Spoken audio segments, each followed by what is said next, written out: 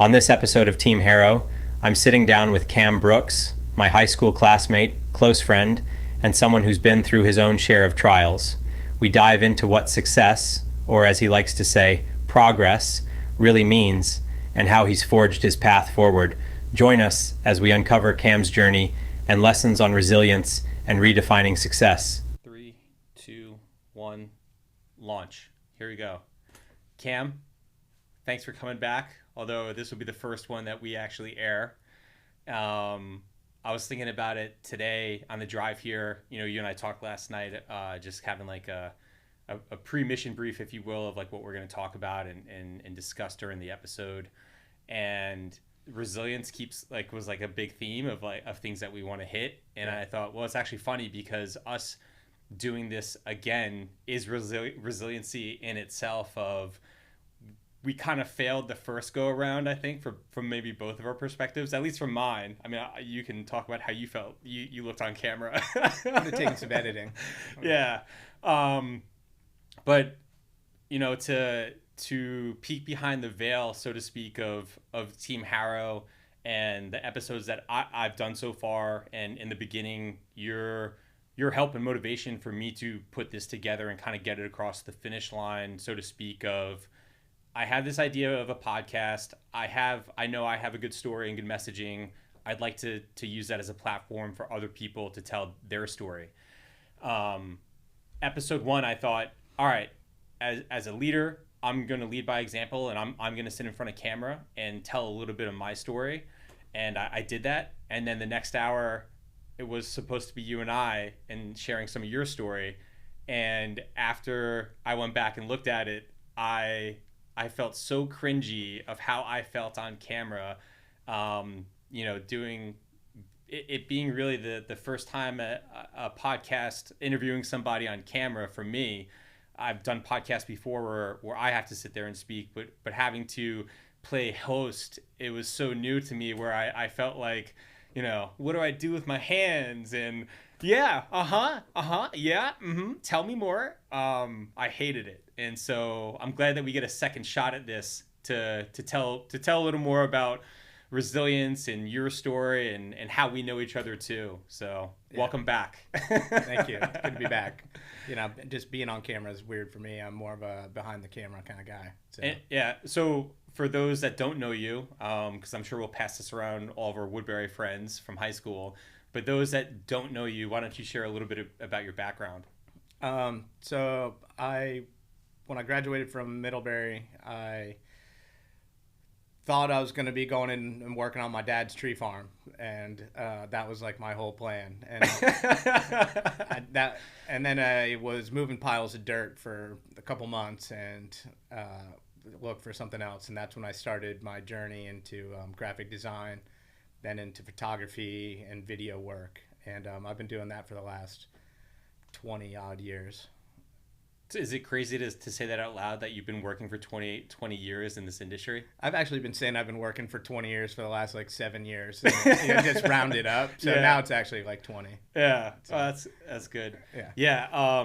So you and I know each other because we met in high school at Woodbury Forest School in Virginia.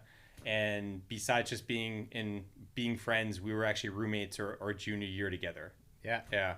Yeah. Which I know that for me, I enjoyed being at Woodbury because at the time growing up, I was ready to leave home and kind of find a new challenge, and the opportunity to go to boarding school was given to me since I had family members that had gone to Woodbury. And for me personally, I really enjoyed Woodbury because it forced me to, it was like an adventure, right? I was 15, 16, left home. I got to just focus on athletics and academics, and I enjoyed that. How was your experience at Woodbury? For me, it was a little different. Coming from South Florida and going to Virginia was like a pretty drastic change. And it wasn't really something I was trying to do when I was in 7th and 8th grade. I wasn't like, oh, I can't wait to go to boarding school. Like, I was big into surfing and being around the beach here, and that was sort of who I was, and going to Virginia to an all boys boarding school didn't really fit in with that plan. Yeah. So, it was a big change for me, a big change in life. But I mean, I'm sure as an eighth grader, being a semi-professional, a sponsored surfer, like a pretty serious surfer here, having a social life is kind of good as a young adolescent kid, and then getting taken and thrown into an all boys boarding school, almost like prison. yeah, Yeah. pretty much. And now that you've lived here in South Florida for a couple of years Yeah. now, I think you realize like how unique it is down here, and so many people come and move down here, but like to actually be like from here and then move somewhere else Yeah. is sort of Oh, I totally odd, see it. different, harder. Whatever your sport is, whether it's surfing, soccer, baseball, football, even lacrosse now, you can do it all year round. And South Florida is really not a bad place to grow up. I mean, there's tons of stuff to do down here, and not just the beach. I mean, there's tons of other stuff to do. Yeah. Camping and canoeing and all the like the lakes and streams and stuff more up in central and northern Florida. Yeah. It's awesome down here. Yeah, but it was cool. I mean, we basically, both of us got, and all of us too, like all 80 kids in our class, all 80 boys, who came from like different areas and different, types of families and different wealth status and everything. We all got kind of thrown into this farm where we just kind of had everything stripped away from us. And we were all like starting from scratch at 14, 15. So, that's, I think, why everybody developed such a good bond there. Like we were all like really kind of finding ourselves on our own there, and that's why we've been friends for so long, even though we weren't even in touch for probably 20 years too. Yeah. Yeah. I just know. pick it right up. Unfortunately, and it's on my I'm responsible for it too, and it's my fault. But losing touch with guys like you, Max Steele, Will Peace, Jeff Bowman, Rich Reuter, right? And if I'm leaving any names out, forgive me. Going into the military and deploying, going to Iraq, and then kind of going down the rabbit hole of special operations and deploying to Afghanistan. I didn't talk to you guys. Like I didn't really do social media. But after I got injured, reconnecting with you guys was amazing. Especially, I don't remember, were you at the event in Charleston? I couldn't make it. Okay. Yeah, I couldn't make it. Charleston's like one of those places that's like really hard to get to. Yeah. It's like they had no airport there, and it was like a 11-hour drive or something from here, and it was like New Year's Day. Yeah, it was a New Year's Eve party that they did. It was just tough to get to, and I felt really badly that I couldn't get there. I really wanted to be there with everybody. Don't worry, I don't hold a grudge. Yeah. I designed the invitation for it, though. Oh, did you really? Yeah, that's my contribution. Well, thank you. Yeah, that was pretty cool. Yeah. It was just an awesome event to see everybody again. Yeah. It was pretty spectacular. But, talking about kind of stripping everyone down and being in this hard situation, right, of boarding school, as a young kid in boarding school in the farmlands of Virginia. For me, I actually took a lot of those lessons learned helped me later on in college, in athletics, and especially in the military when it comes to like resiliency, right? Did you feel that at all? Like, did you just totally hate going to Woodbury, or did you, looking back on it, were you like, well, I actually learned some lessons about getting sent to this all boys boarding school? I never hated Woodbury. Yeah. I got a lot out of it, and had a good time. Like, it took a couple years it took like a year to get used to it, really. Like, once you start making some friends, and like sophomore year, like things get a little better. Freshman year was kind of tough. I had a really good time. It taught me things were harder there. Growing up down here in South Florida, I didn't really have much competition, I guess. Like, I was in a small class with like 10 boys, like winning races or events or being like MVP on the team, or like, beating other teams that we played down here who weren't really that good. Everything was like always pretty easy. And then when I moved up there, it was like all of a sudden I'm like with 80 other like alpha males who are all good athletes and smart and motivated, and were playing other teams who were good. So it was my first like jump into like losing. Really, it was my first like experience with like losing and like things being tough and like having to like really work for things and like working for things and then failing. That was my first experience with that, and that was kind of tough for a while because it lasted for a while. It wasn't like, oh, okay, I lost one game, now I'm gonna a learn stud from it, now I'm gonna again. go. It's kind of like kind of my whole experience. Really. Oh, don't worry. I remember you and I were in the same math class. Yeah, exactly. Yeah, we were never in the advanced math. I remember we were always like taking extra math. But it still made me try, It still made me try, and things. That's what I've learned, like, over the years, is that like everybody has their strengths and weaknesses. It's just funny when you're going through school, like you still have to work on those weaknesses and stuff, and like they're still pushing you, and you're still kind of getting like judged on that and stuff. And it affects you. But when you're older, you just don't even have to touch that stuff. Like these days, I don't even touch math. Sure. But the lessons learned of continuing to try, even though if you don't like it, right, and how important that is. Also, I think something I took away from it too is, you, like you said, you're around all these other kids that are studs, right? You were a big fish in small pond down here in South Florida. I didn't feel that way back on Long Island, but definitely going to Woodbury, you're with all these like alpha males, right? And everyone's competing against one another, but you're still friends, and that's what makes it an amazing environment. Yeah. But I think something else too is there's like that personal piece to it where you see kids that you think are studs and everything, but the more that you spend time with them, you realize that they have weaknesses too, and that everyone has some sort of weakness, and not everyone is perfect.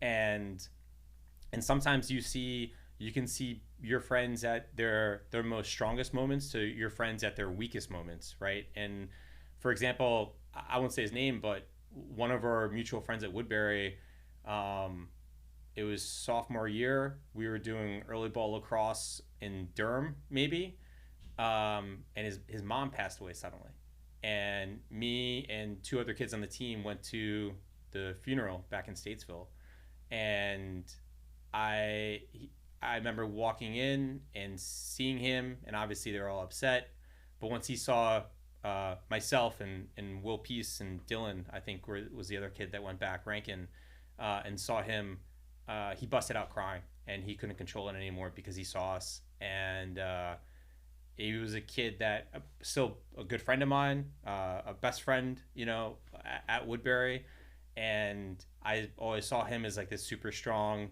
alpha male, center of attention, football guy, played on the lacrosse team with us, and ended up being like the cheerleader, and he was like the popular kid in our group, I felt like. And to see him at a weak moment like that, it's interesting. It's a big dose of real life. Yeah.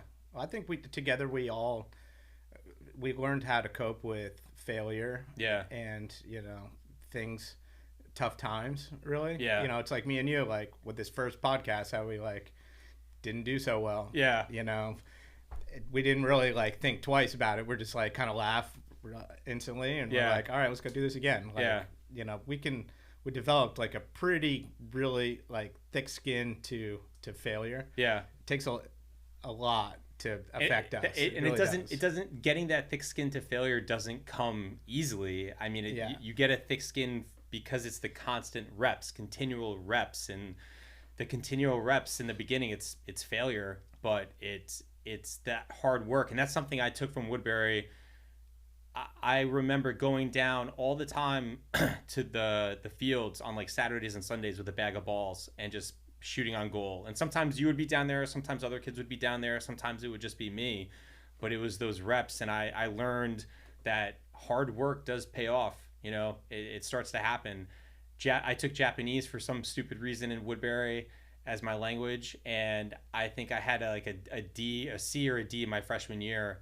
And I remember it was in the first quarter, and then I got sat down by my granddad, who was helping pay for me to be there, and he gave me a stern talking to about the opportunity that I'm being given right now, and that I need to put work into this opportunity being given to me. and not to just flush us down the toilet. And I I didn't want to let him down, and that was like pretty meaningful. This kind of like heart to heart that he gave me, and I remember constantly being in what was the name of the library? Not the Walker Building Library, but the library there, and just studying flashcards. Haynes. Yeah, that's it. Yeah, the library during study, like the study hall and study hour. Maybe Haynes. Yeah. Haynes Field. Oh, maybe that was it. Yeah. Well, Yeah. it's been a while. It's been a little bit. But yeah, man, the hard work and the reps, it means so much, and that's something I try and teach my kids now. I try and do it in work and just still in every day. But the podcast, it's been reps also.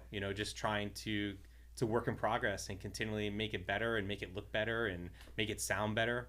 What I've learned over the years is, and in my path of like trying things and like working hard like over the years, is that like doing reps is one thing, like going and throwing the ball against the wall and just like doing 1,000 against the wall back and forth is different than you can do that for 30 years and just do that. But if you all of a sudden like take a little piece of tape and then you tape a little square on the wall and now you try and throw it into that little square, like that's how you're making like real progress with your training. Like meaningful reps. Yeah. Meaningful reps is something that took me a while to develop. Yeah. Like I learned how to just kind of do like average effort, like average effort and just doing things and working hard and doing it. But it's like once you get like real specific about like how you can improve like little things, and you start making progress on things, and that's like how you get a lot better. And it took me a while to figure that out. What was it that helped you realize that you needed to be more focused in your effort and your repetitions? So for me, I reached like a breaking point in like life basically about like 4 years ago. I had like a health battle with a tumor situation that basically like physically just like completely took me out, and at that same time I just reached burnout, like emotionally and professionally too, which is interesting because like us talking now, at 42, we're both like in the same like situation. Like we're 42 with kids. We've been doing what we've been doing for like 20 something years. And I think a lot of men, you go through like this point at our age where you sort of like take a pause, analyze everything you've done, and like you sort of like, all right, how can I actually like switch this cycle a little bit and actually like improve and hit like a different trajectory. So for me, I actually went and started to like work on myself. Like I did this Tony Robbins seminar. One of my friends recommended it to me, and he was like, I think you get a lot out of this.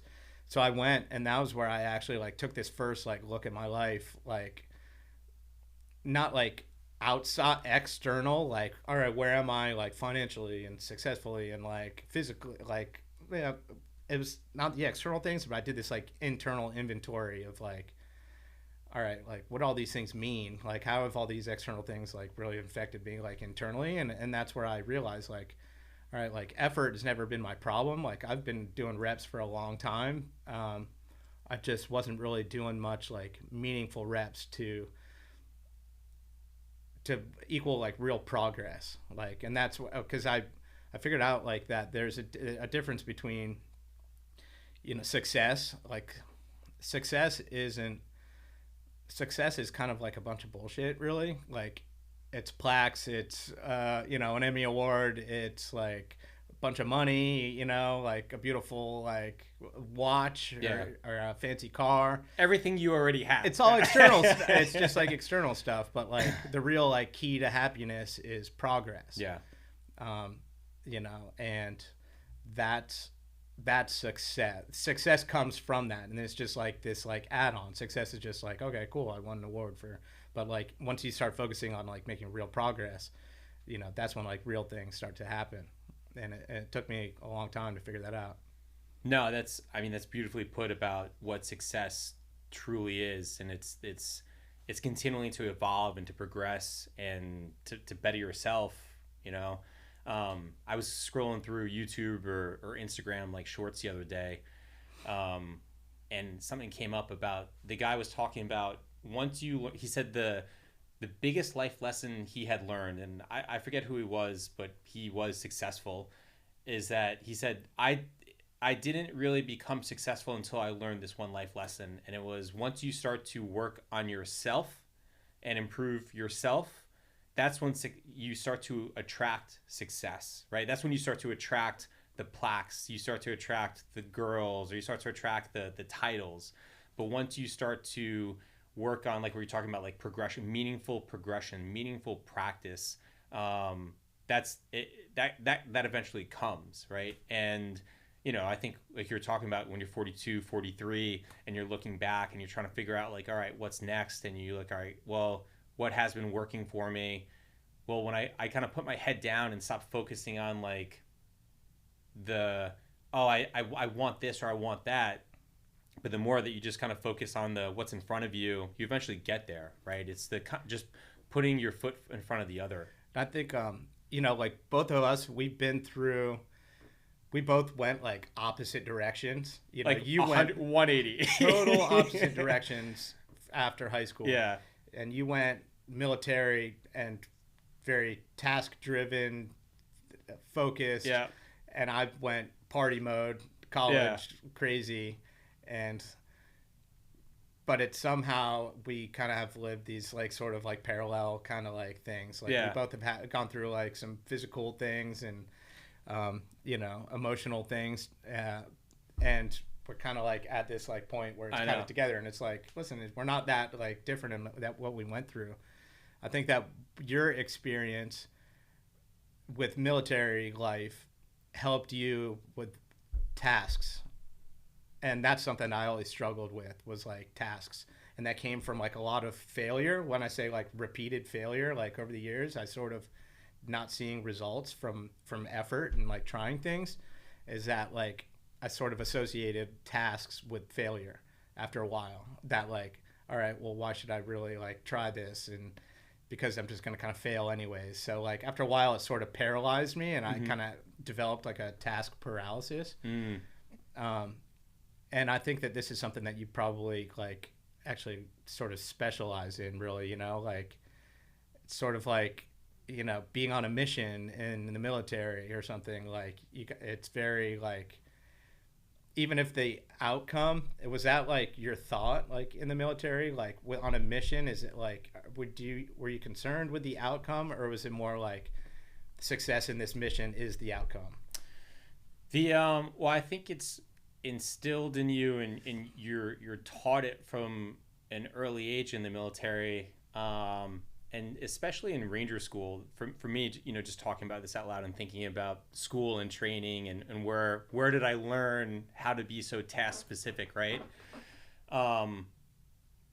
You're taught in military planning that you want to understand what's happened. What is the end state at a very basic level? What is the end state? Where do we want to get to? And not only that, but at a strategic level too, at least 2 levels up, what is the purpose of us doing this, right? So that way in the back of your mind, that you can flex left or right. It's not exactly spelled out to you sometimes of what exactly has to happen to get there. That's on you to figure out, but this is where they want you to go. And during the training, it's very, in the beginning of West Point training, and as an infantry officer at Ranger School, as a junior officer in the military, you're learning how to do the most basic tasks, and everything is really spelled out for you, and eventually you graduate, from that level to being able to be a little more free thinker and work in the gray. Not everyone can do that. Not everyone is able to have that mindset of, all right, this is where we need to get to. This is the end state. I can kind of figure it out and flex left or right, and I'm comfortable working in the gray. Because some people get paralysis by analysis. Some people get scared by too many tasks, and they get stuck there. And I had to do this. I had to do that. I thought this was important, right? So it's a gradual process.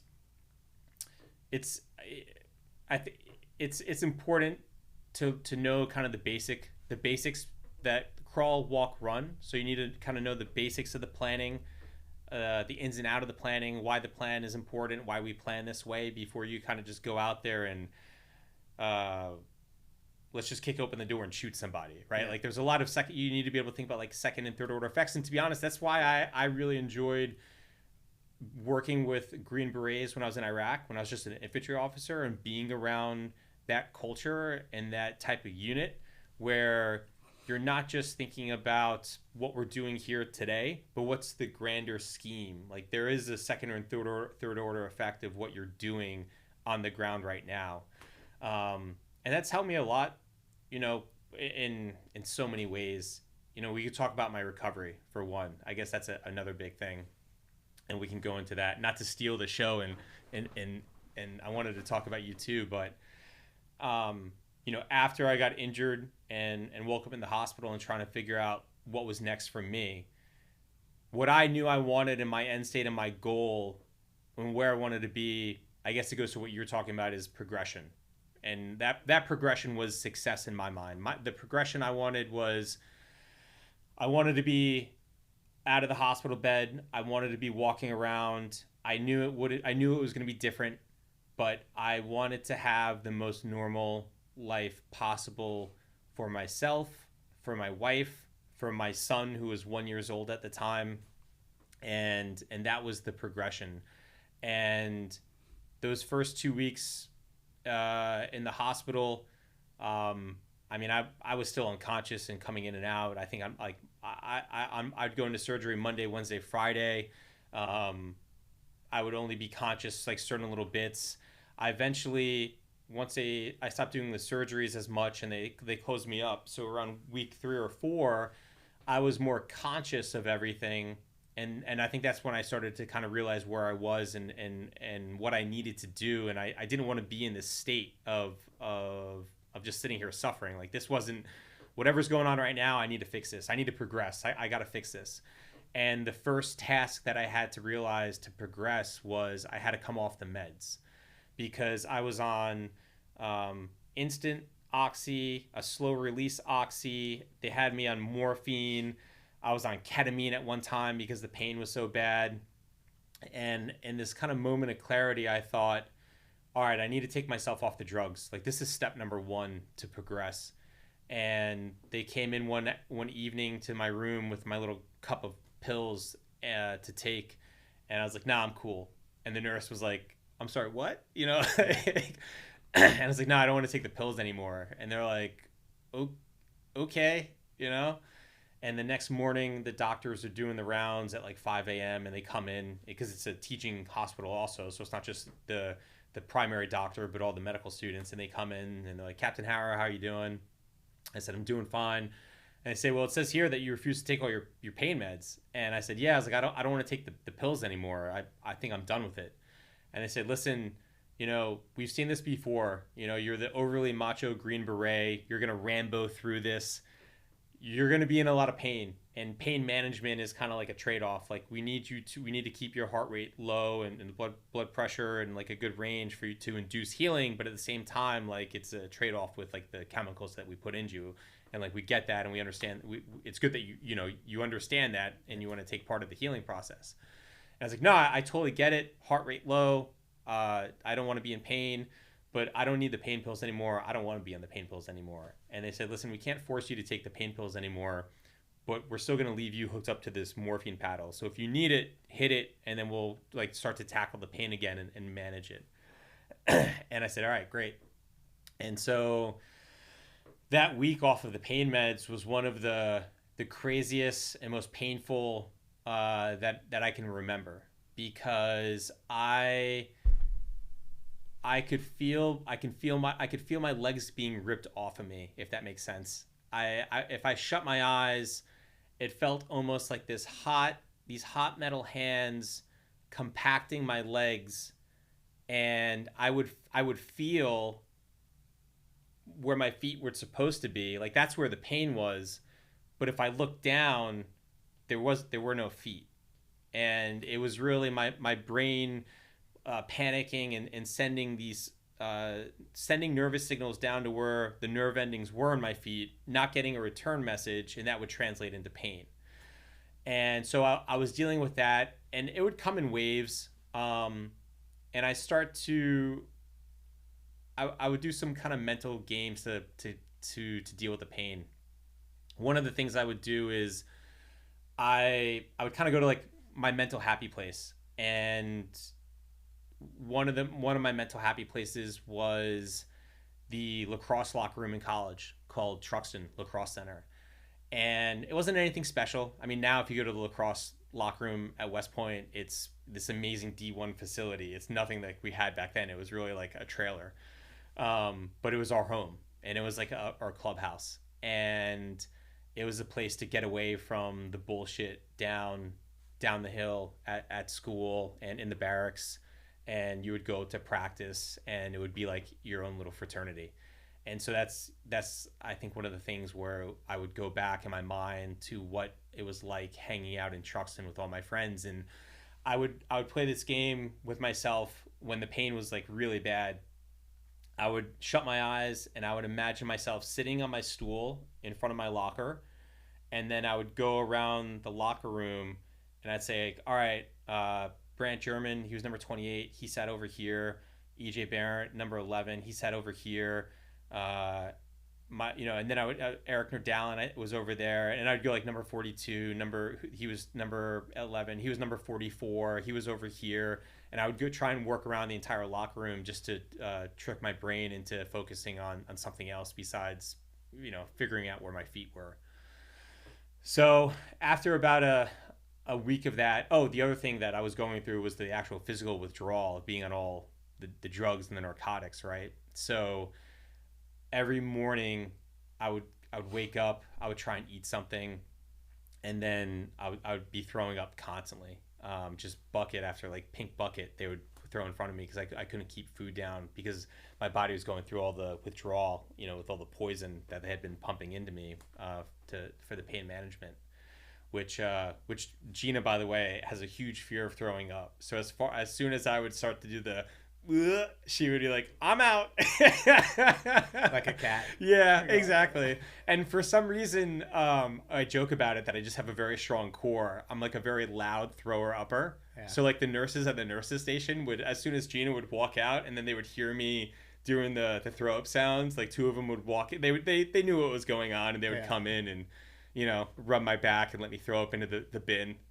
But yeah, that was something I just kind of knew as an early realization of progression, like you're talking about, of where I knew I needed to be. And then the next big thing is so I actually got out of inpatient about 2 months early. So usually guys with my type of injuries are inpatient like 4 to 6 weeks up at Walter Reed on the 4th floor up there. I was only in there for 2. And I think part of that was because I took myself off the pain meds so quick, as painful as that was, no pun intended, that I was able to leave inpatient and start to work on the outpatient therapy sooner. And I remember going back and seeing some of the nurses. Actually, one of the nurses lives in Delray now. She's like she runs the CrossFit gym in Delray. Wow. We've been talking on text and Instagram. Like I've been dying to go over there and do a workout with them. Yeah. You'll have to come and join me. I'll go. That'd be awesome. I'll film it. Actually, that'd be great. Yeah, that'd be cool. Yeah. So Devin, if you're watching this one, we'll be in there. Yeah. But I remember them telling me that they're like, I haven't really seen somebody take themselves off pain meds like so quick. And unfortunately, a lot of guys with these type of injuries, I saw it. Dudes would be on nerve medication years out, oxy years out, and I understand it. I understand pain medicine. I understand the need for it, but I mean, the quicker you're able to get yourself off that stuff, it's needed. Yeah. But yeah, the next big thing was figuring out where I wanted to be in the progression and success. Was I wanted to be up and walking and figuring out prosthetics, and so much of my right leg was taken off in the blast that I couldn't wear full-size prosthetics like I just walked in here now wearing. And I had to wear this like cumbersome belt, and we were experimenting with like different type of like suction and socket systems. And it was just like I thought to myself, well, this can't be like every day. Like this is just too much, too cumbersome. It's like falling off. I'm missing something. And I got injured in May of 2012, and fast forward to November of 2012, we're down here in Boca at my in-laws house, and I brought down my sockets and my little shorty legs, and I'm still in a wheelchair. Um, and I remember walking around wearing my shorties, but my right leg kept popping off and just getting super frustrated. And I'm outside and I turned to Gina and we were kind of having like a heart to heart. And I said, I'm really pissed off right now because it's not the magician, it's the wand. It's like it's not me. Like I'm ready to go. Like I'm healed, I'm closed up. I'm back in the gym. I'm getting back in shape. I'm trying to do the process that the therapists are having me go through, but like all these other kids, and not to measure myself by anyone because it's your own like kind of battle like doing the rehab, but I just can't seem to get up and walk. Like the legs won't stay on me. And Gina was like, well, isn't there anything they can do for you? And I was like, well, I thought, I'm at the epicenter of trauma surgery and prosthetics. It's 2012. The GWAD is in full swing. Afghanistan, Iraq, like guys are coming in black, quadruple amputees, triple amputees. By the grace of God, I'm only a double amputee. So I'm like, if they had an answer, it's going to be at Walter Reed now, but nobody has like told me anything. And she says, well, I saw this episode on TLC called like Little People, right? And on one of the episodes, they got a surgery to break their shin bones and stretch them out, so that way they get a couple of inches of height. And so with that idea, I basically spent all of Thanksgiving just researching on the internet and becoming a subject matter expert of osteo distraction, Wolff's law, Lazaroff method. What is bone lengthening, right? Like the history of it, who discovered it. And then I went back to Walter Reed and I linked up with my ortho surgeon, and I said, hey man, tell me about bone lengthening, because if this is a thing, like maybe we can lengthen my femur and I can get a couple of inches of like bone growth in my femur, and that's really what I need. Like I need a longer leg to walk on to make it better fit. And they said, yeah, no, we know about bone lengthening. We do it sometimes, like to mostly on like kids that break through their growth plate when they're younger. One leg grows, one leg doesn't. So when they're done growing, they stretch out the break on the on the leg that didn't grow. Mm-hmm. We've never done it on an amputee before. And I said, all right, can we play with this idea? So they put me in touch with a doctor up at Johns Hopkins who had done maybe one of like the only limb lengthenings or most recent limb lengthening on a Israeli soldier that took an RPG to the leg and had a very short femur, and he was able to lengthen it using an external fixator. So we go up to Johns Hopkins, Gina and I, and we meet with this doc, and he's telling me, Ben, I can get you like 2 to 3 inches of bone growth. I'm like, great, that's like game changer. He's like, that's the good news. The bad news is that you're basically going to be like bedridden for like 4 to 6 months with this piece of metal half in you, half out. And 4 times a day, you're going to have to turn the screws on this external fixator. And you're going to be on a regimen of antibiotics because you're not fully closed up. It's half in, half out. And in my mind, especially for amputees, especially fresh after injury, your immune system is so shot from battling all the infection, all the dirt blown up into you, the fungal infection, the viral infection. And I had a lot of that. So I was like, shit, like that's kind of a concern for me, because God forbid we get like a really bad infection and what could turn into a lengthening. Now, like I'm going to end up losing my entire femur, something crazy like that. And so I'm telling him my concerns, and he's like, well, there's this doctor up in Minnesota. His name's Dr. Dahl, and he uses this all internal bone lengthening device, but it's not FDA approved, so there's some like waivers and stuff you have to sign. And I was like, great, like why wasn't that option A? Why didn't we start with that one? And so I send the X-rays and stuff up to Dr. Dahl up in Minnesota. He takes a look at him over the phone, and we talk. He says, Ben, I can get you 2 to 3 inches of bone, but you got to get up here for me to see how much soft tissue I'm working with, to see how much we can grow. And we end up going up there. It was July 29th, And I remember that because one of my friends from Jason Holbrook was killed in Afghanistan that same day. Not that same day, but the same day, different year. And I remember seeing that on my KIA bracelet, 28th, end of July.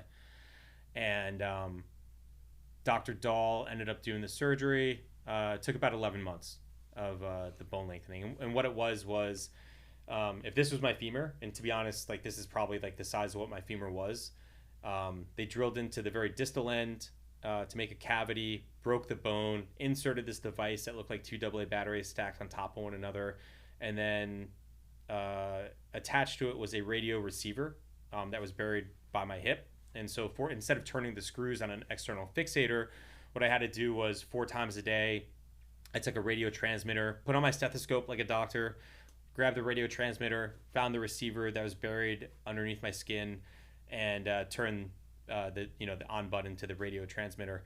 And then I would listen to the device turn in my bone, and I would count the turns. And it was like every 7 or 9 turns is what we're lengthening. And it came out to like 0.08 millimeters a day.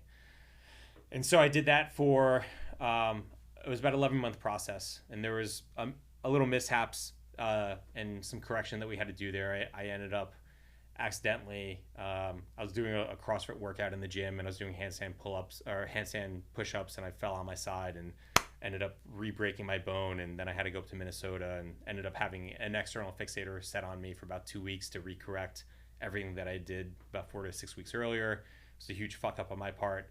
But 11 months later, from start to finish, I ended up setting two records. One was for the shortest stump lengthened on an amputee, and the second was for the most bone regenerated on a human, because instead of 2 to 3 inches of bone, I ended up regrowing 5.5 inches of bone and got myself up and walking. And so, I digress, and we're having this conversation about you, but talking about progress and success, I never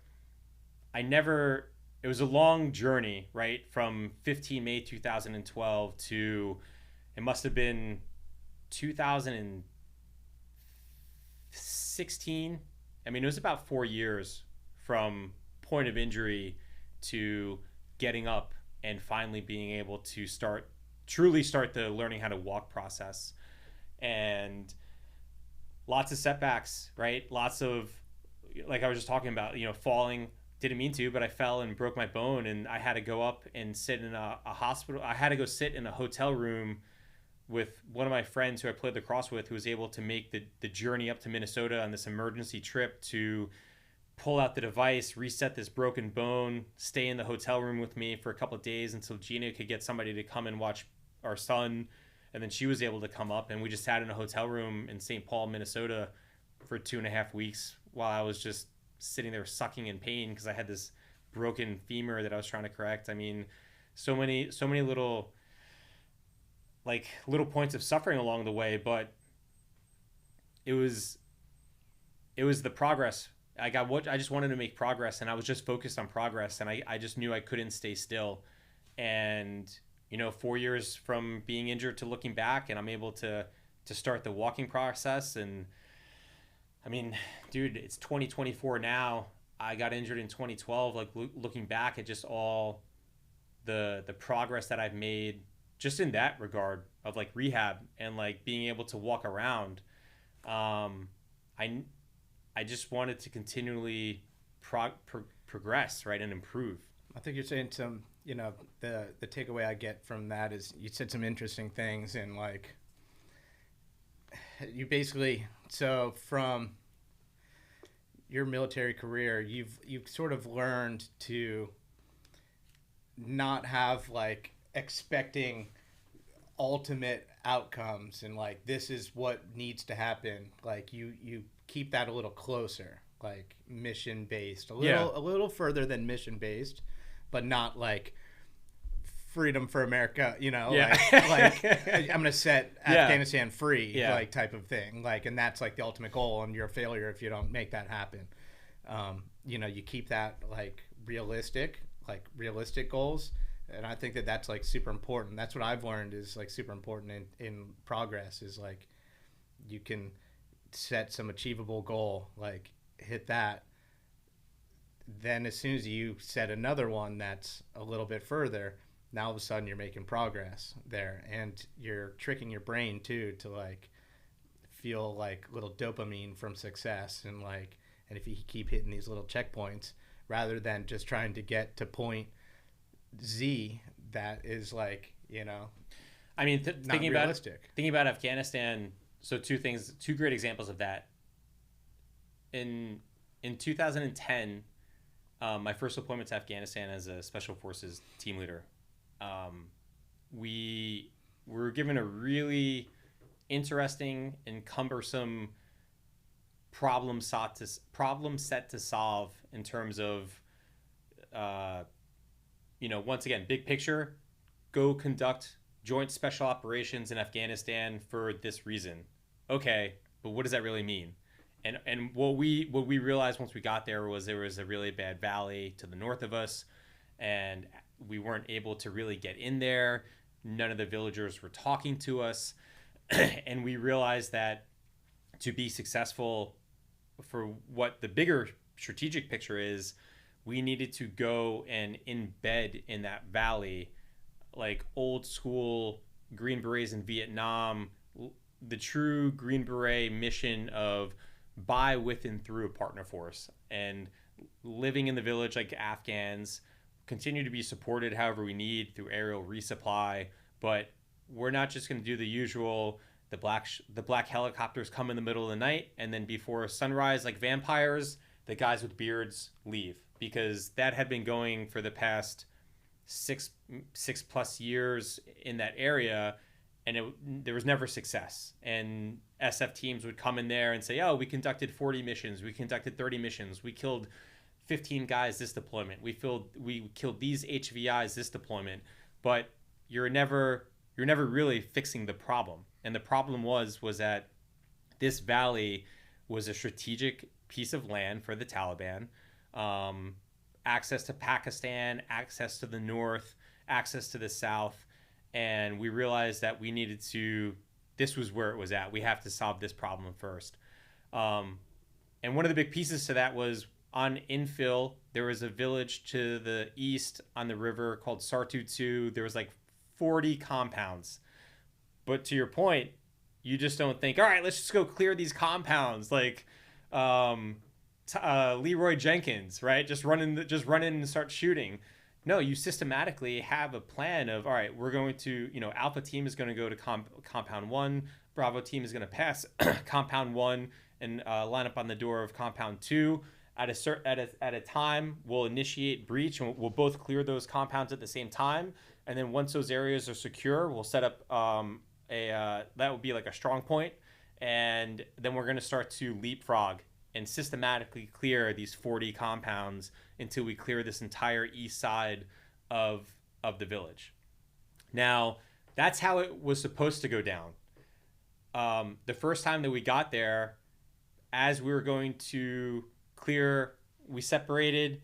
We did an air assault in as we were supposed to clear both sides. I'm sorry, no, the air assault was the second time. We took Zodiacs across the river in the middle of the night. As we were lined up to start clearing systematically that valley or that village, just to live in that village and secure the valley, one of my teammates steps on an IED, and the whole plan goes to shit. And now we're actually receiving fire from the Taliban.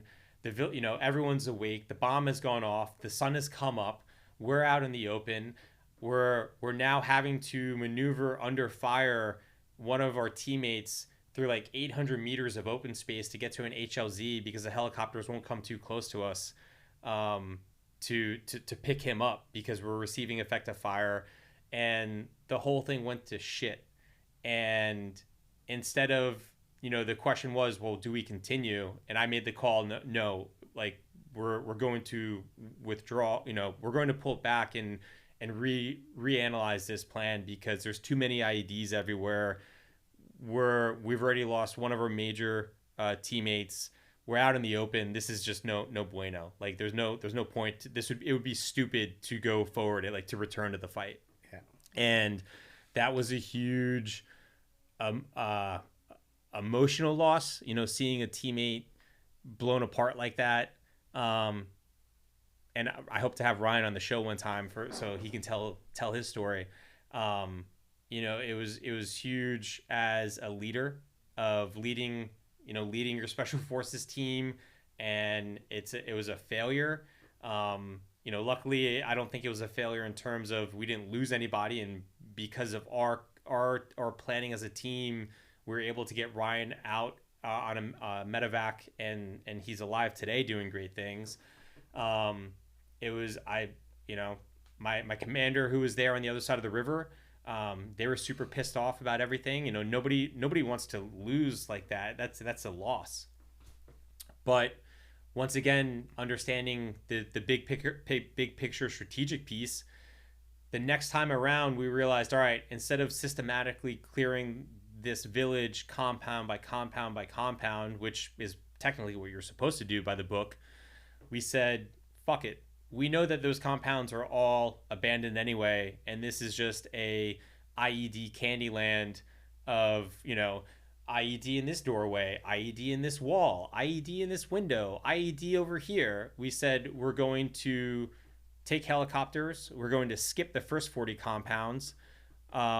We know we've seen people walking around, the villagers that are still in the area to the north of all these compounds. We're just going to skip them. We'll keep an eye on them and keep our guns pointed to the south, but we're going to go ahead and stronghold to the north, and then we're going to go ahead and then move across to the river to this other village that we were going to take. And we did that, and we were super successful that way.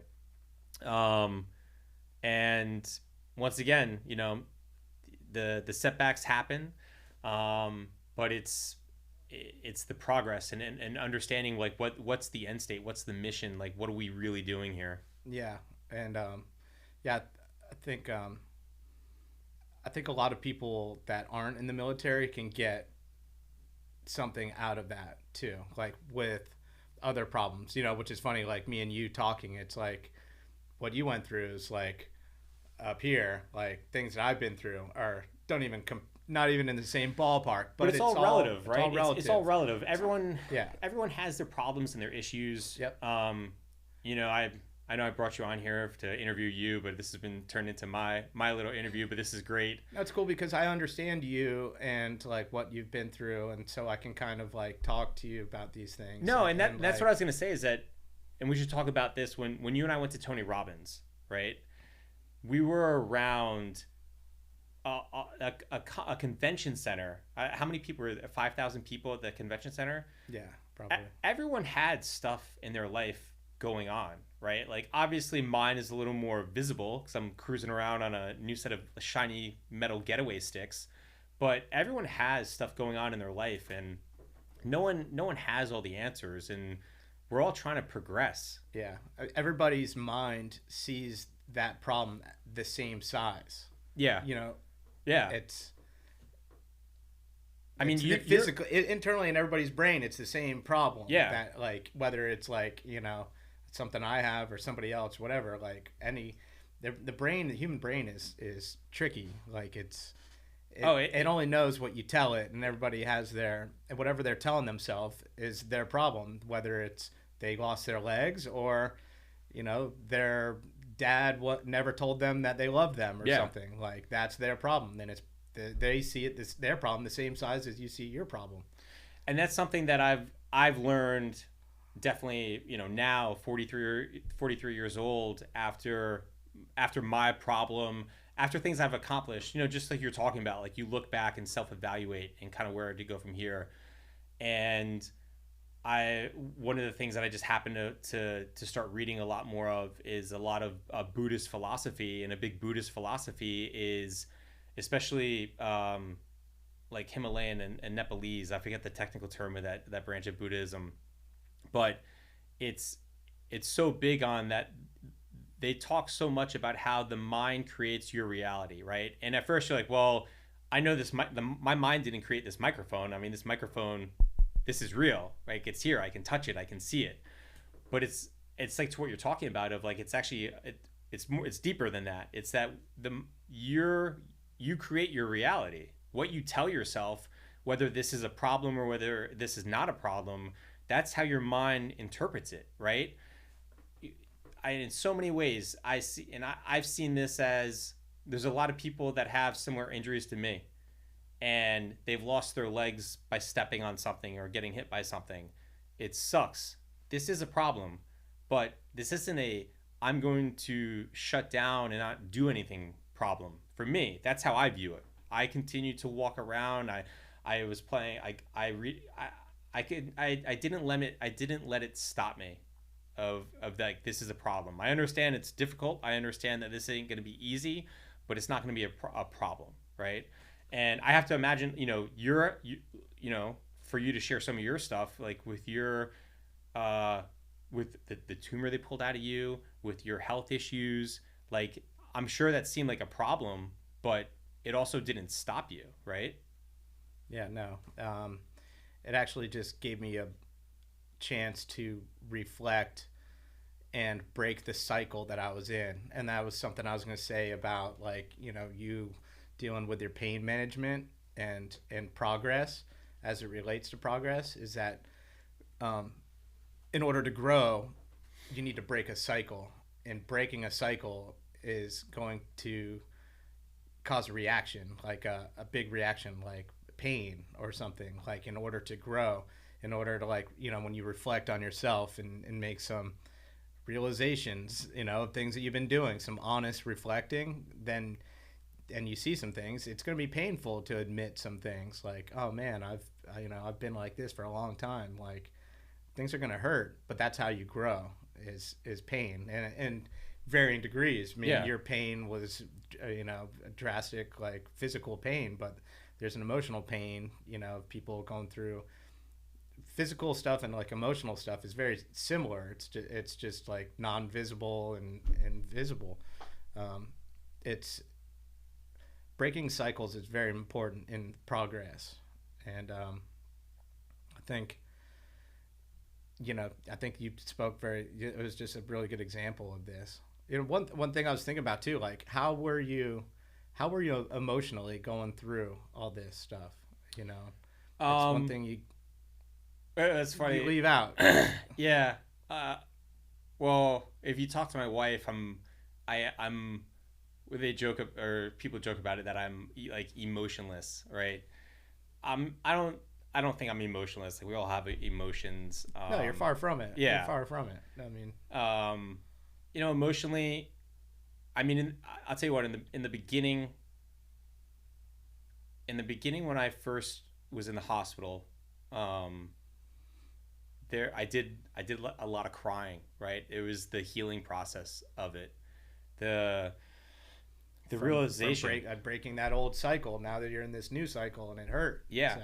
It was the realization of I'm in this new cycle, and look, it felt good. It felt good to cry too. It felt almost like shedding the ego, I guess, or just growth, or I'm not really sure the right word for it, but I remember after I would cry and talk to Gina, or cry to, I don't even remember if I cried to my dad about it. Not that I didn't cry to my dad, but I just was probably drugged up still. But I definitely remember crying to Gina about it.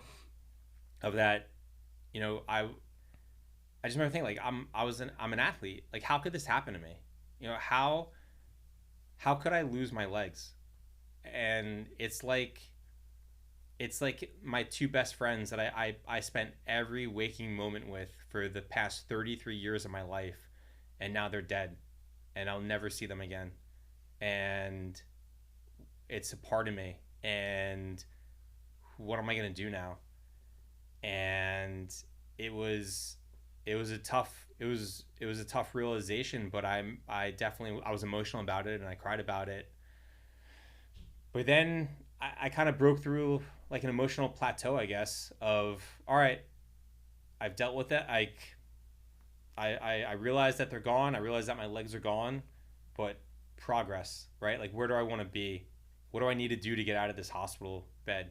Like, what do I need to do to get walking again? And that was that new cycle that you're talking about, and that whole, the whole story of me figuring out how to walk. It's like breaking your femur bone.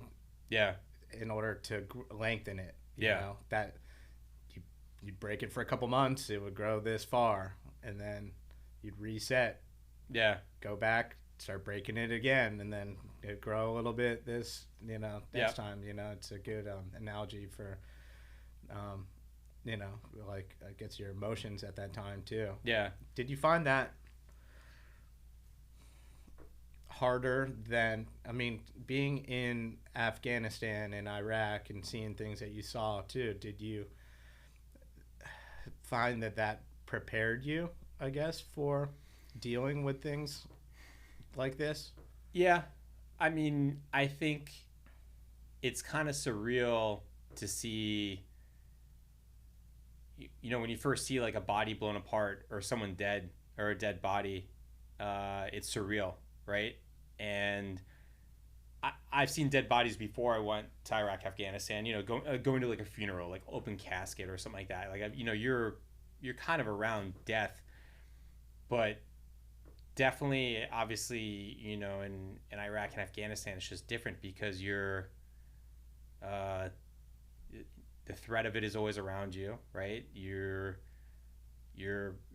at times you're picking up pieces of other Americans. At other times you're throwing in the body bags, Iraqis that you just ended up gunning down. So I guess you're kind of numb to it in a way where it doesn't totally shock you.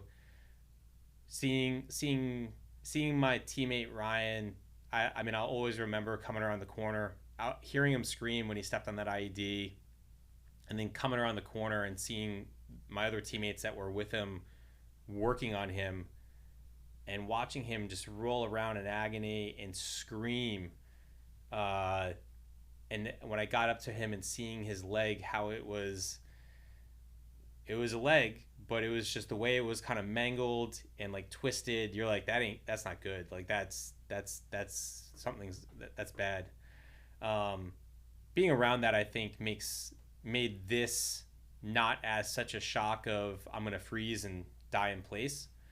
So yeah. Yeah, you guys are trained to not freeze in situations like we're that, so mission, and that's why you're selected to any sort of special operations unit in the beginning, right? Like they identify that in you during the selection process, whether it's BUDS, whether it's RASP, whether it's the SFAS, whatever your special operations you're going to. I think that they identify that in people that you're able to, for good or bad, kind of swallow whatever emotion you have and continue on with the mission. Actually, funny story about that. During SFAS, one of the things that they do is, and it's probably one, to analyze your thought process, and two, to keep you awake. Every now and then they would bring us to this large auditorium, and they would give you like some sort of writing assignment. And one writing assignment was, you're on a special forces team. You're supposed to lead your patrol from location to location, and at that location that you're going to, you're going to meet with this head warlord, a tribal leader, and it's super important that you meet with him for the mission, big strategic, mission driven. And on the way there, you see a woman and a child villager, and it looks like they're bleeding or injured or hurt. What do you do, right? So I write, and this is I had just come back from Iraq too, so I was like, well, it could be. First off, my mission is to get to meet the village elder. So that's like the number one priority of mine. I obviously care, and I realize that there's second and third order effects of, maybe you just don't want to drive by them, like, and ignore them. Like, that's not good either.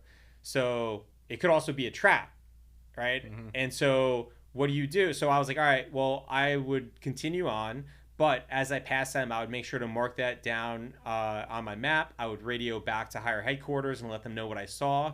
And then that way higher headquarters can deal with that, whether they want to send another patrol out there, whether they want to send, a drone overhead to go check it out, whatever. I reported it. It's known. They can take care of that, but I can go take care of my mission, right? Yeah. Right. Write that, hand in my paper. I go outside where like everyone else had finished, like waiting before they finally put us to bed at 2 a.m, whatever it is. And I find my other West Point classmates that I was going through selection with at the time, and sort of like, my little circle. And we're like, ah, like, what did you do? What did you write? What did you write? And all of them, you know, maybe there were 7 of us. The other 6 of them were like, oh, I stopped and helped the woman and child. Oh, of course I stopped and helped the woman and child. You have to stop and help the woman and child. And I was like, oh, shit, I just said, you know, fuck them and keep going. You're giving people the answer now. But, yeah, well, good thing they always change the scenario. Yeah, there you go. But you know, one of the things that they're looking at during SFAS, during selection, is how do you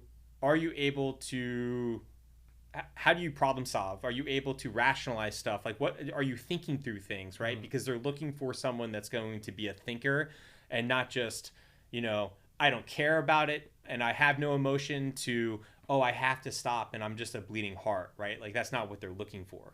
Mm-hmm. But anyway, you know, I think a lot of people, and I always thought too that a lot of guys that come from the special operations community with these serious type injuries, we usually fare better because you were selected to achieve the mission, whether you're cold, hungry, tired, you know, 80 pounds, you know, 100 pounds on your back in the rain, you haven't eaten in 24 hours. Well, it doesn't matter. You still need to get to your objective, right? Mm-hmm. And that's kind of like what selection is in a nutshell. Yeah. And, you know, it's the progress. Like, I want to continue to progress in order to find success, and success is over there. And I'll relate this to my journey to bring it all home, really, is that in the creative world, the creative filmmaking world, and it's really difficult because it's difficult to set your goal, your ultimate goals, and that's what I struggled with. Was like my goals were too far out. They weren't like close enough. It was like, I want to be a successful filmmaker. It's like, what is that? But what does that mean? What does that even mean? Yeah. So it was like this place that was La La Land. Like, I was trying to get to La La Land. Yeah. So like, sure, I was doing tasks and working 100 hours a week, but like, that goal was too far out. And I didn't have a problem freezing with things either. Like, you know, dealing with failure, I kept going. You know, hard situations, I'd keep going. It's just, I was on this road I was just marching, like, and just going. So there's no real progress happening. So I guess now, do you find that you have found success because when you come to failure, are you able to kind of stop and self-reflect and figure out a little more of like, all right, why did I fail? Like, not just like, all right, I'm going to put my head down and continue to do the same thing and one day it's going to happen? Or like, do you think that you're more thoughtful about it now? Again, because I've switched success with progress. So now my mission is progress. So what I do is I started setting attainable goals and projects. For instance, was I wanted to be a filmmaker, but I had never even finished a film in 15 years of doing film work. I mean, I was doing commercial work and doing all kinds of things, but honestly, they were all kind of like meaningless things.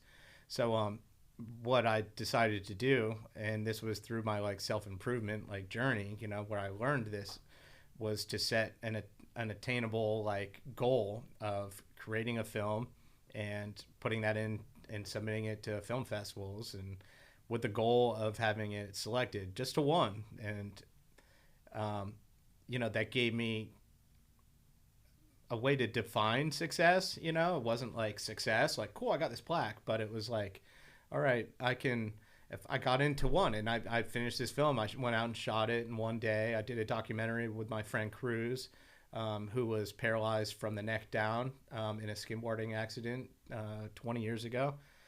You know, because I found this passion actually for telling stories about men that were overcoming obstacles, like sudden changes in their life. That just became something really, I thought people needed to hear more about it, really. So, you know, we set out and did this documentary in one day. So again, I moved my like timeline up. It wasn't like, hey, let's film this in 5 years and let's see what happens and try and win an Emmy award. It was like, hey, let's do this in one day. Let's edit this as fast as we can. Let's submit it to a bunch of film festivals. We got into one in for our first one that we got into was Conquering Disabilities with Film Festival. Some no-name film festival that we got into. And to me, that felt like winning an Emmy, honestly. So like that set this stone where I like felt this little like Was that the result. One, was that the one where result, not success, but result. Was that the one? Sorry, I didn't mean to cut you off. Was that the one where you're in the lobby, like grabbing a drink, and they came in and got you? No, that was the second one. Oh, okay. Yeah, You gotta tell was that the second one. Yeah, I was gonna say that one, but it's a good one. That was in St. Augustine. Yeah. Where they told us that the award ceremony would be at 8. And the first one, we didn't win anything. And then the second film festival was in, so it ended up getting into a second one up in St. Augustine. I had no expectations of even win. Like that wasn't even in my thought, like process of winning anything. So they said to come back for the awards at 8. I got there at about like 7:55, went straight to the bar to grab a drink, of course. And then somebody comes out and was like, "Hey, dude, you just won the whole thing." I'm like, I didn't even expect it, which is probably why we had like, that result was because it wasn't even in my thought process at that point. I changed my whole mentality on it. Like just doing the project, getting it done, growing from it, able to give something back, which is another huge part in progress, because once you have progress and you add fulfillment to it too, and like success is trying to get something that you want, and fulfillment is living the life that you're meant to live. And that's huge. So I'd always had fulfillment in my life, probably too much of it, really, honestly. So but it was, for me, I needed to get some of those results. I was missing that like result stuff to like little things to check up. But and then I can notch up from there. It's like we did this small one. Now I can do another one. I want to do one with you. I have a couple other people that I want to tell their stories to, and keep going from there. And that's how you see progress, is by doing this. And it's not all for success. It's just progress and getting better at each of these ones and growing from it. That's like the ultimate goal. Yeah. Which is closer than winning an Oscar or whatever, like that's not even in my thought process. So that's where everything changed. But one day you will win the Oscar. And I won't even care. I'll be at the bar having a drink too, if they get the award. Hey, dude, they just said your name. Sweet. Yeah. Nah, that's awesome. Yeah, the fulfillment and the success. I love how you said it, that it's not to focus on the progress and not the success, and it's so true. I know that this show, like when we were talking about it, we're talking about the concept of it and everything, and it revolves around success. And I just had this realization recently. I always listen to these self-improvement things, and that's why I learned a lot about success. And actually, you should probably take that word out of it. Really, you should like take that word out of vocabulary. Yeah, like it's a show about your show story's progress. It's a show about progress and fulfillment. Yeah. I like that. I will take away success from no more hashtag. Success will no longer be a hashtag. Yeah, I do like that. I want you should tell the Tony Robbins story when you went back the second day. I'll lead up to the first and second day, but you have to tell the story, what happened afterwards though. Yeah. So you invite me, kind of like paying it back or paying it forward is like a decent, a big thing, I guess, within the Tony Robbins world of helping other people out, and I which makes a lot of sense. And you had the event here, or he had the event here in Palm Beach. You invited me to go with you, and it was RPM, right? RPM. And, yeah. So we go, and you had an amazing Tony Robbins experience the first time you went. This one was like mediocre, I'd say. The first 2 days was mediocre, because it was more of the planning guide and talking about the app that they were coming out with, which totally cool. I liked it. I went with an open mind just to check it out, and to be honest, it was beneficial because I it was gave me like the little nudge and push for me to finally say, all right, I'm going to do this, and what do I need to do this, like logistically, like just pick a day, like I'm going to do it, and who's going to be my first guest, and what are we going to talk about, like what do I need to do, and I use my time there to build that. Yeah, it wasn't as sexy as the other events that he has. Where, Yeah. it's all fun and Yeah. emotional And I think that's super cool. Like Yep. some of the breathing stuff that he was teaching, like Yep. I do that every morning. I do breathing and meditation and visualization work, and he's helping promote that, right? And there's a lot of like big positive messaging that he does that I thought was like super beneficial and takeaways for people that are looking for it. And you go there, and everyone that goes there is of that same mindset of like I'm going. I'm looking for progress, right? Everyone's looking for fulfillment. Everyone's looking for something, and it's an interesting group to be around because not only do you listen to the speakers, but you get to, when you do go grab coffee and you like chit chat with somebody and kind of learn their story. And we leave a little early the second day, right, on Saturday, and we both kind of looked at each other like, I'm good, man. Like we could head back. Like last night was like a late night and it was cool, but I'm good. Like we can go. And I go home and I call you and I say, hey man, I just want to make sure we're not going back before I cut off the wristband because like you need this to get in. You're like, yeah man, I'm done. I just cut mine off. Yeah, it's And then- official. and We're then- like, it's and official. then Sunday happens. Yeah.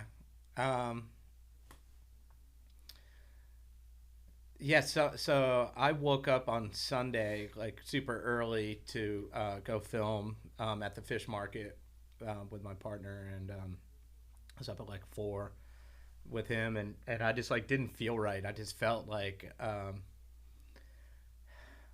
knot in my stomach, like kind of I don't know, like a homesickness sort of feeling, It just like didn't, I felt like I did something wrong, So, and I've always like been not been a quitter, So I think it was like that feeling. Like my mom always raised us like when we were kids, when I was at Woodbury and I'm crying and I want to go, saying I want to come home, and I was in college and I was depressed there and wanted to leave. They're like, nope, you're not quitting, and it was always like, you're not quitting no matter what, sports, everything.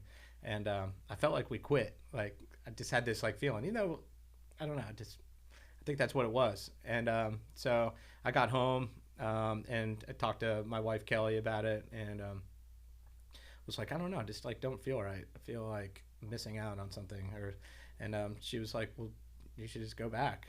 And which was kind of like a relief because honestly, I was kind of putting her out for a couple days by like going to this, and with the kids and everything, it's just like tough. But she's been like super supportive in me going to do these things because me putting a little bit of effort into myself has like showed like huge gains for her, and like me coming back and being like a better person and better father and husband. And so I ended up going there. I got like right at the front of the door. I was there early, and I thought about it like on the way up too. I was like, should I call Ben? Should I tell him? But I didn't want to spring it on you. Yeah. Just be like, hey man, by the way, I'm going back up. And I know you would have been like, well, when you going? And I'll be like, well, I'm in the car right now. Like, I just had this like instinct was like, I just need to just go. And I was kind of like quiet. I was just like on a mission. I was just like, I'm just, sometimes it's like, you're just like, if you're going to go on a 30-mile run or something, you just like, Time to go. Put on your shoes and just go. You're not going to be like, hey, the more you talk about it, the less you're going to do it probably. And so I went, I got front of the line. Right when I walk in and I sit down in this section, which was kind of like the nicer section, like towards the middle, like over near where Tony speaks, this lady comes and sits next to me, and we quickly like get to talking, and she's like, oh, what do you do? And I mentioned I was a filmmaker, and she told me she was a creative director from New York City, and I was like, oh wow, that's really cool. That's basically like what I do.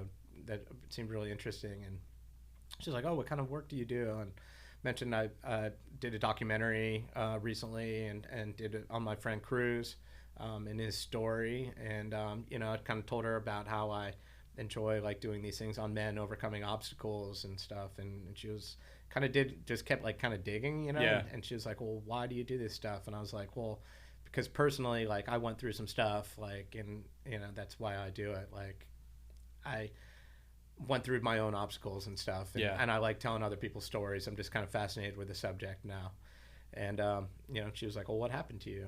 And then I told her, you know, the whole story about my tumor and how I had it taken out. And you know, she just kept asking questions. And this is like over the course of like 15-hour day too. Like, we're sitting there and talking, and you know, she, after a little while, so I told her my whole story, and after a little while, she finally opened up and told me that she was going through the same like struggle too. Like, she had recently been diagnosed with cancer, and she was trying to navigate that.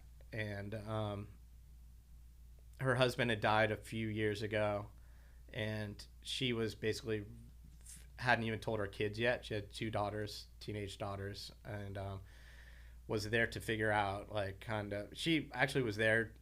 She had just found out like the day before the event or something. It was like very recently. So she initially was going to work on like business and focus and get determined, but it turned into like, how do I navigate life type of situation.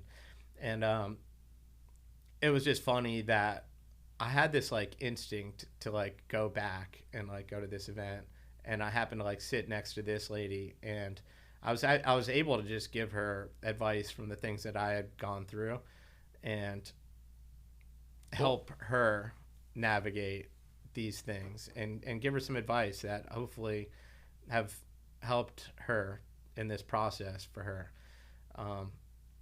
So it's just like I was in the right place at the right time, really. What I love that story is that it was like someone or something made you feel like you had to go back, and it turned out that you were probably supposed to go back, not really for you or for me, but more so for you to be there to help this lady figure out what she's supposed to do in her journey, right? Because you guys are both worked in the fashion industry, both worked in film. You had worked on a previous film with somebody where they had lost their mom to cancer, and so you saw firsthand how that impacted the kids, and here she is with a type of cancer trying to figure out how she tells her kids.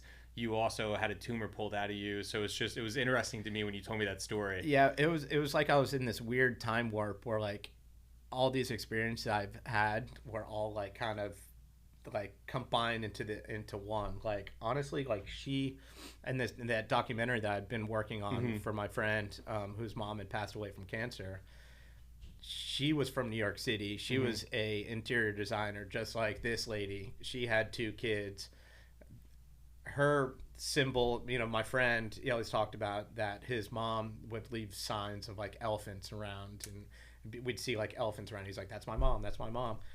I talked to this lady at the Tony Robbins thing, and she runs safaris over in Africa and takes people to go visit elephants. It was just like this crazy like meta world, like where everything just kind of like collided, and it was like all aligned.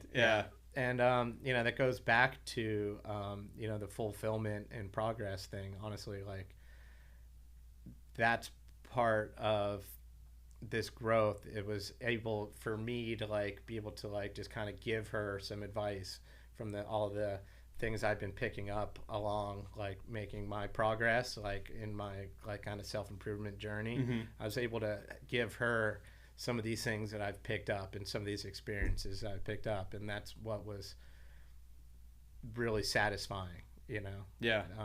And really cool, fulfilling. No, it's a great story. Success.